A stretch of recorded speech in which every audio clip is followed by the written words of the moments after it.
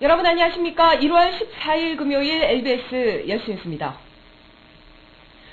충남 아산시 탕정면에 위치한 삼성전자 LCD 사업장 기숙사에서 20대 노동자가 스스로 목숨을 끊어 충격을 주고 있습니다. 김모 씨는 지난해 1월 삼성전자에 입사해 팹 공정에서 설비 엔지니어로 근무해왔습니다. 김 씨는 그동안 극심한 업무 스트레스와 피부병, 우울증 등을 앓아왔고 병원에서는 김 씨에게 6개월여간 치료를 권한 것으로 전해졌습니다. 회사에서는 김 씨에게 2개월의 병가를 승인했고 병가를 마치고 복귀한 김 씨는 지난 11일 새벽 가족들에게 미안합니다라는 문자를 남기고 기숙사 13층에서 돌연 몸을 던졌습니다.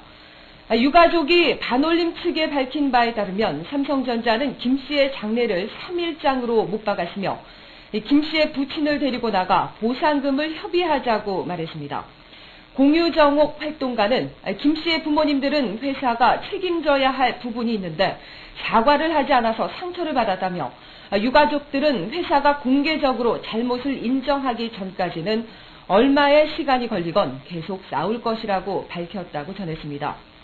김 씨의 유가족은 반올림과 함께 오늘 오전 11시 삼성의 사과를 요구하는 내용의 기자회견을 열 예정입니다.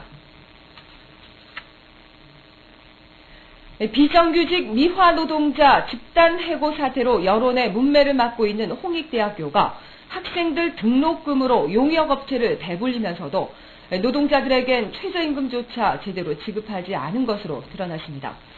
홍익대학교의 2009년 결산 자료에 따르면 홍익대의 서울 캠퍼스 청소, 경비, 시설 용역비는 27억 5,253만 4,053원이며 이 돈은 두 곳의 용역업체에게 지급됐습니다.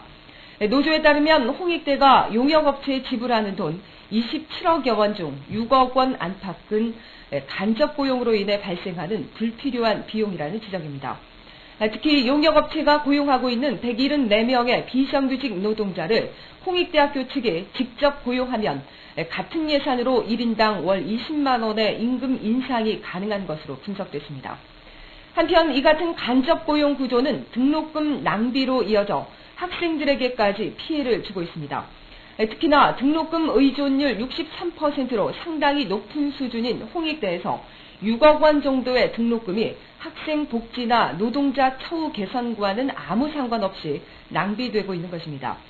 공공노조 서울경인서비스지부의 장성기 사무국장도 용역업체를 거치지 않고 학교에서 직접 고용해도 업무에는 아무 지장이 없다고 밝혔습니다. 민주당의 무상급식, 무상의료 정책에 대한 한나라당의 심기가 불편한 모양새입니다. 손학규 민주당 대표는 어제 무상 시리즈 당론 채택을 위해 개최한 정책의원총회에서 무상 보육 당론 채택 여부와 함께 재원 마련 대책을 논의해 지속 가능한 프로그램을 만들 것이라며 당론 채택은 완결이 아니라 시작이라고 밝혔습니다. 특히 손 대표는 정부 여당은 무상 시리즈를 복지 포퓰리즘이라고 비판하는데 보편적 복지는 시대 정신이며 우리가 피하거나 거부할 수 있는 것이 아니라고 강조했습니다. 한편 안상수 한나라당 대표는 민주당의 무상 시리즈에 대해 복지로 포장한 표장사이며 선거만 이기고 보자는 슬로건이라고 비난했습니다. 안 대표는 어제 오전 최고위원회의에서 고소득층에게까지 국민의 혈세로 무상급식, 무상의료를 실시하자는 민주당의 주장은 서민들이 감당해야 할 엄청난 세금 부담을 숨긴 정책이라며 맹비난했습니다. 한편 민주당은 어제 무상급식, 무상의료에 이은 무상보육을 당론으로 채택하고 5년간 단계적으로 실시한다는 방침을 확정했습니다. 민주당이 야권연대를 위한 전담기구를 출범시키고 본격적인 연대 활동에 돌입했습니다.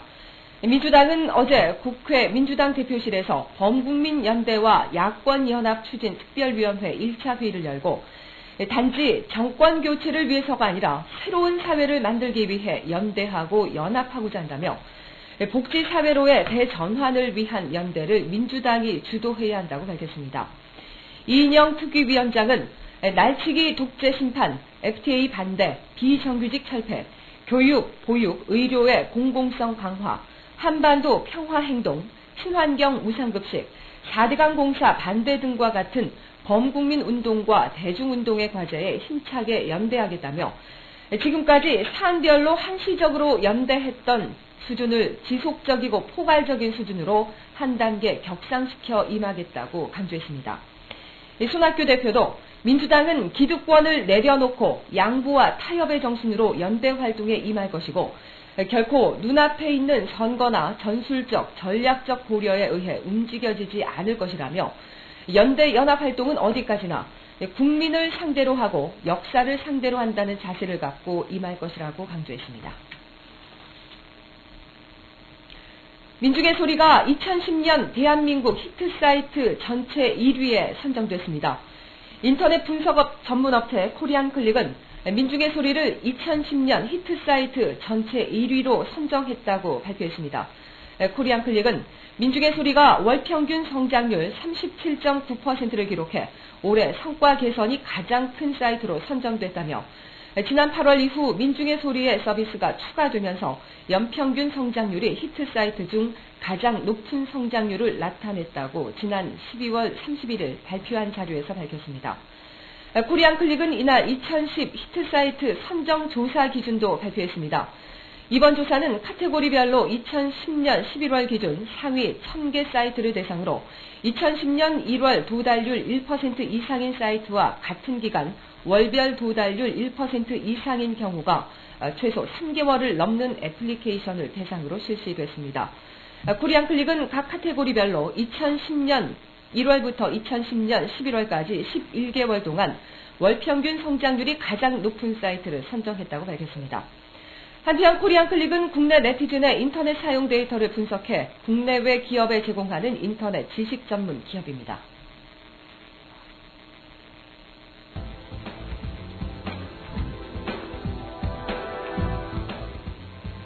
단신입니다. 서울대가 한나라당 안상수 대표 아들의 서울대 법학전문대학원 로스쿨 부정 입학 의혹과 관련해 전혀 사실무근이라고 밝혔습니다.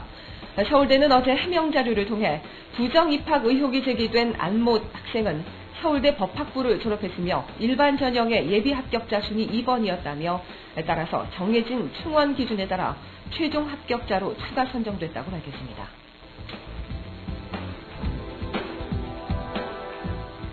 야구 방망이로 탱크로리 기사를 폭행하고 이른바 맥값을 건넨 혐의로 기소된 최철원 M&M 전 대표가 징역 10년을 구형받았습니다.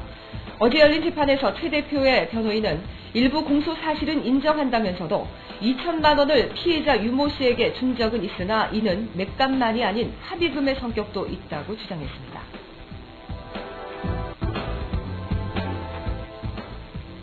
마에하라 세이지 일본 외무상의 방한 일정이 14일에서 15일로 연기되고 체류 일정도 하루로 줄었습니다.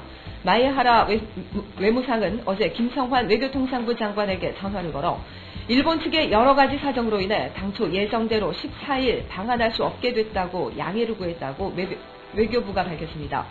이에 김 장관은 이해를 표하고 마에하라 외무상의 15일 방한을 수용했습니다. 경기도 용인시에 위치한 반도체 부품 생산 공장에서 폭발 사고가 일어나 2명이 죽고 2명이 다쳤습니다. 어제 오전 10시 30분쯤 경기도 용인시 양지면 주구리에 위치한 반도체 부품 생산 공장인 주식회사 RGB 하이텍에서 생산 설비 해체 도중 폭발 사고가 일어났습니다. 이 사고로 공장 1층 수조에서 작업 중이던 일광 ENG 소속 노동자 43살 공모 씨와 41살 정모 씨 등 2명이 숨지고 2명이 다리 등에 부상을 입고 병원에서 치료를 받고 있습니다.